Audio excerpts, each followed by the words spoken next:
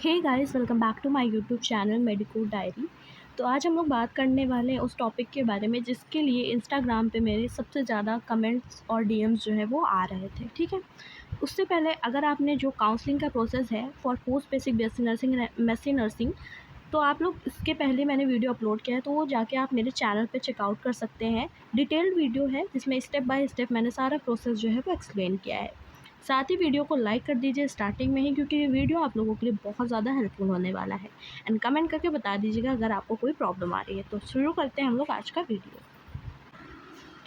तो सबसे ज़्यादा कमेंट जो और डीएम जो आ रहे थे वो इसी चीज़ से रिलेटेड आ रहे थे कि जो हमारा प्रॉस्पेक्टस आया है काउंसलिंग का, उसमें कुछ चीज़ें ऐसी लिखी हुई हैं जो बच्चों को समझ नहीं आ रही। तो जैसा इसमें दिया गया है, आपको शो हो रहा है कि option first and option second, दो चीज़ें यहाँ पे लिखी हुई हैं। पहला लिखा हुआ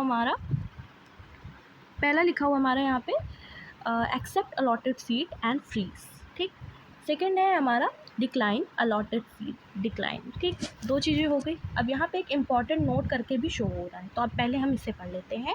failure to log in and select an option after seat allocation with the date and time specified in the schedule, which will lead to forfeiture of the allotted seat and counseling security fees 5 के rupees. Okay, तो ये चीज़ यहाँ पे लिखी हुई है। इसका मतलब ये हो गया कि जैसे कि हमारा काउंसलिंग जो फर्स्ट राउंड की काउंसलिंग हुई है, हमारी काउंसलिंग हुई है, वो उसका रिज़ल्ट जो है वो 3 जुलाई को हमारा आने वाला है। ठीक, एंड जो काउंसलिंग की डेट है एंड, यानी कि रिपोर्टिंग करने की कॉलेज की जो एंड है, वो हमारा 9 जुलाई दिया गया है। ठीक, अब इस बीच में जो भी स्टूडेंट जो हैं वो सीट नहीं लेते हैं। ठीक, जैसे उन्हें कोई सीट अलॉट हुई, अब उनको क्या करना है कि आपको 40,000 रुपीज़ जो है वो सबमिट करना है कॉलेज में जाके विथ स्पेसिफिक डेट, यानी कि 9 जुलाई तक। ठीक, बट कोई स्टूडेंट है, उसे सीट अलॉट हुई और उसने 40,000 रुपीज़ नहीं जमा किए, प्लस वो कॉलेज जाके गया नहीं।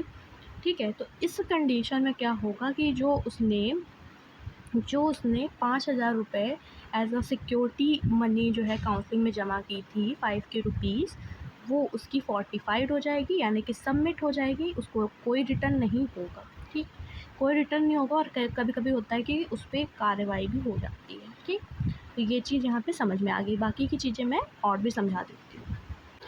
तो जिन्होंने अभी काउंसलिंग नहीं करवाई है एंड जिनके 40 से कम मार्क्स है, 40 से कम मार्क्स है, ठीक है, तो वो लोग मॉपअप राउंड में आप लोग करना। फर्स्ट राउंड में पैसे दे के कोई मतलब नहीं है, तो इससे बेटर है कि आप लोग मॉपअप राउंड में जो है वो काउंसलिंग करवाना। ठीक, मॉपअप राउंड में काउंसलिंग करवाने का क्या क्या रूल्स हैं, ये भी मेरे डीएम में आए थे मैसेज, तो मैं इसका भी एक बार अच्छे से बता देती हूँ। तो all candidate who have not participated in round 1 counselling, ठीक, जिन्होंने अभी राउंड 1 के काउंसलिंग में पार्टिसिपेट नहीं किया है वो एलिजिबल हैं।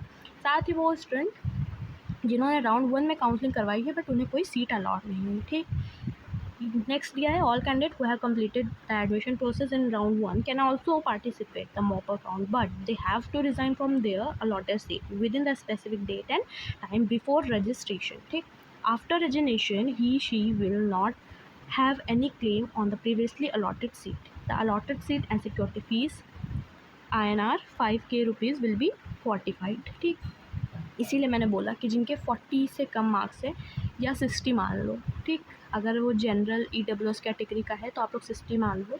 अगर इससे कम मार्क्स हैं आपके, तो आप लोग प्लीज़ मेक श्योर आप जाओ मॉपअप राउंड में। ठीक, फर्स्ट राउंड में मत करो काउंसलिंग, पैसा आपका फंस जाएगा। 5,000 रुपये फालतू का, 10,000 रुपये आपका जाएगा अगर आप मॉपअप राउंड में भी आते हो। ठीक, क्लियरली यहाँ पे लिखा हुआ है ना कि जिन्होंने, जैसे मॉपअप राउंड में वही आ सकते हैं जिन्होंने पहले राउंड में पार्टिसिपेट ना किया हो। ठीक, सेकंड में वही आ सकते हैं जिनको कोई सीट अलॉट ना हुई, और थर्ड में वो लोग आ सकते हैं आपको सीट अलॉट हुई है बट आपको चाहिए नहीं, तो आपको क्या करना पड़ेगा, 5,000 तो आपके जाएंगे जो पहले राउंड में किए थे, आपको फिर से 5K दे के ये सब करना पड़ेगा ड्रामे। ठीक है, जिनके 60 मार्क्स से कम हो, ठीक, SC ST वाले और OBC, ठीक, आपके 40 मार्क्स से कम हो, और जनरल EWS जो है उनके 60 मार्क्स से अगर आपके कम हैं, तो आप लोग मॉपअप राउंड में जाओ, क्योंकि आपको सीट नहीं अलॉट होगी। प्राइवेट में मिल जाएगी, बहुत रेयर चांसेस रहते हैं कि मिल जाएगी, बट रिस्क मत लो क्योंकि 10,000 रुपये फालतू जाएंगे। ठीक है, इससे बेटर है मॉपअप राउंड में करवाओ। सीट तो मिलनी है ना, सीट तो मिल ही जाएगी, ऐसा तो है नहीं कि सीट मिलेगी नहीं। तो go for it, mop up round. ठीक, आई होप आप लोगों के जो भी आपके आंसर थे वो आपको मिल गए होंगे। अभी फर्स्ट राउंड की काउंसलिंग तो स्टार्ट ही आपने नहीं किया तो अभी कर लीजिए स्टेप बाय स्टेप। मेरे चैनल पे सारे वीडियोज़ जो हैं अपलोडेड हैं। साथ ही कोई आपकी इंक्वायरी तो आप लोग पर्सनली मेरी जो इंस्टाग्राम आईडी है वहाँ पे मुझे जाके कमेंट कर सकते हैं। वीडियो पसंद आया तो लाइक करना बिल्कुल ना भूलना। मिलते हैं हम लोग नेक्स्ट वीडियो में।